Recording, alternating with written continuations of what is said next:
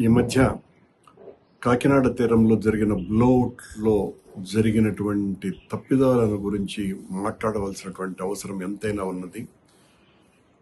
ONGC తీసుకున్నటువంటి ఆ కార్యక్రమంలో ఓఎన్జీసీ వాళ్ళు డీప్ ఇండస్ట్రీస్ అనేటువంటి ఒక అనామక ప్రైవేటు సంస్థకు ఆ బాధ్యతను అప్పగించటము, పెద్ద ఎత్తున 150 అడుగులకు పైగా మంటలు చెలరేగి 100 కోట్ల రూపాయల నష్టం జరగటము, ఆ నష్టానికి బాధ్యత ఓఎన్జీసీ స్వీకరించటము, మొత్తం రైతాంగానికి సంబంధించినటువంటి పంట పొలాలన్నీ కూడా సర్వనాశనం అవ్వటము, వందలాది కొబ్బరి చెట్లు నాశనమైపోవటము, దీని వెనుక బాధ్యతారాహిత్యం స్పష్టంగా కనపడుతోంది.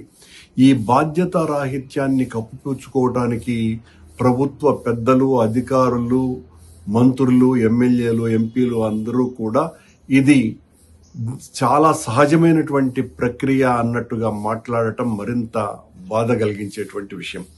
ఈ డీప్ ఇండస్ట్రీస్ అనేటువంటి సంస్థకు ఏ రకమైనటువంటి పెద్ద ఎత్తున అనుభవం లేకపోయినప్పటికీ కూడా వాళ్లకు ఇవ్వటంలో ఉన్నటువంటి మతలబు ఏంటి? ఈ డీప్ ఇండస్ట్రీస్కి సంబంధించినటువంటి సంస్థతో ఈ రకమైనటువంటి తప్పిదాలు జరిగినప్పుడు అక్కడ ఉన్నటువంటి అధికారులకు, రాజకీయ నాయకులకు ఉన్నటువంటి బాంధవ్యం బయటికి రావాల్సినటువంటి అవసరం ఉన్నది.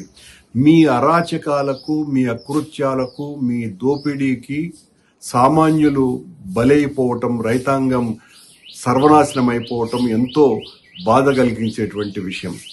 ఓ అమెరికన్ కంపెనీ అక్కడ నుంచి అక్కడ బాధ్యతలు నిర్వహించాల్సినటువంటి కంపెనీ ఈ సంఘటన జరిగిన వెంటనే ఎందుకు పారిపోయింది అన్నటువంటి విషయాలు బయటికి రావాలి. మొత్తం వ్యవహారం అంతా కూడా జరుగుతున్నప్పుడు అక్కడ ఉన్నటువంటి సంబంధిత ఉద్యోగస్తులు, అధికారులు నవ్వుతూ కనిపిస్తున్నటువంటి వీడియో చూస్తే ఎవరికైనా కూడా గుండెలు తరుక్కుపోతున్నాయి. ఈ డీప్ ఇండస్ట్రీస్ అన్నది ఎవరిది? వాళ్ళు ఎలా రంగప్రవేశం చేశారు? దీని వెనుక ఉన్నటువంటి పెద్దలు ఎవరు? ఒక ప్రభుత్వ సంస్థ ఒక ప్రైవేటు కాంట్రాక్టర్కి ఇవ్వటం వెనుక ఎన్ని వందల వేల కోట్ల రూపాయలు చేతులు మారినాయి? దీని వెనుక ఎంతమంది రాజకీయ నాయకులు, అధికారులు ఆ కుట్రలో, ఆ అవినీతిలో భాగస్వాములైనారు? మీ అవినీతి విచ్చలవిడిగా చేయటంలో సామాన్యులు ఎందుకు బలైపోతున్నారు? అక్కడ ఎందుకు సరైనటువంటి నియంత్రణ లేదు?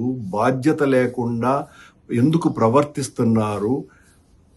మనకి పోయేది ఏముందిలే, పోతే ప్రజల ఆస్తులో వాళ్ళ జీవితాలు నాశనమైపోతాయి అన్నటువంటి ఒక భయంకరమైనటువంటి పరిస్థితిని ఆ రకంగా తీసుకురావటం వెనుక ఉన్నటువంటి పెద్దలు ఎవరు?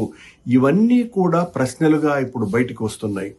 మనం బాధ్యతాయుతమైనటువంటి వ్యవస్థలో ఉన్నటువంటి వాళ్ళు ఈ సందర్భంగా చర్చించుకోవాల్సినటువంటి అవసరం. ఓఎన్జీసీ డీప్ ఇండస్ట్రీస్ అనే ప్రైవేటు కాంట్రాక్ట్ సంస్థకి సహజ వాయువును బయటికి తీసేటువంటి బాధ్యత ఎందుకు ఇచ్చింది?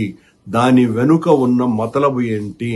దీని మీద విచారణ చేయవలసినటువంటి అవసరం ఉన్నది. ఇది మొత్తం ప్రజలకందరికీ కూడా తెలియాల్సినటువంటి అవసరం ఉన్నది. దీని వెనుక ఖచ్చితంగా కుట్ర దాగి ఉన్నది. అక్కడ పరిపాలనా వైఫల్యం పూర్తిగా కనపడుతోంది. బాధ్యత ఏమాత్రము లేదు. నియంత్రణ అసలు అంతకంటే కనపడటం లేదు.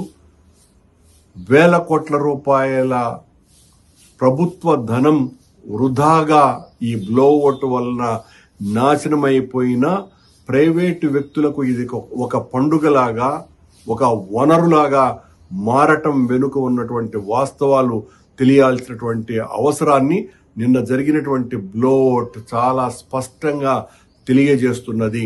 ఇదేదో సాంకేతిక నిపుణులకు సంబంధించినటువంటి వ్యవహారంగా మాత్రమే దాన్ని చూసి వదిలేయటం చాలా తప్పు. ఈ సంఘటన వలన వేలాది ఎకరాలలో రైతులు నష్టపోయినారు. వందలాది కొబ్బరి చెట్లు పూర్తిగా కాలిపోవటం జరిగింది. ప్రభుత్వానికి పెద్ద ఎత్తున నష్టం వచ్చింది. కానీ ప్రైవేటు వ్యక్తులు, అధికారులు, ప్రభుత్వ పెద్దలు పెద్ద ఎత్తున బాగుపడటానికి దోహదం చేస్తున్న ఈ డీప్ ఇండస్ట్రీస్ యొక్క మతలబు ఏంటి అన్నటువంటి విషయాలు తెలియాల్సినటువంటి అవసరాన్ని ఈ సందర్భం గుర్తు చేస్తున్నది.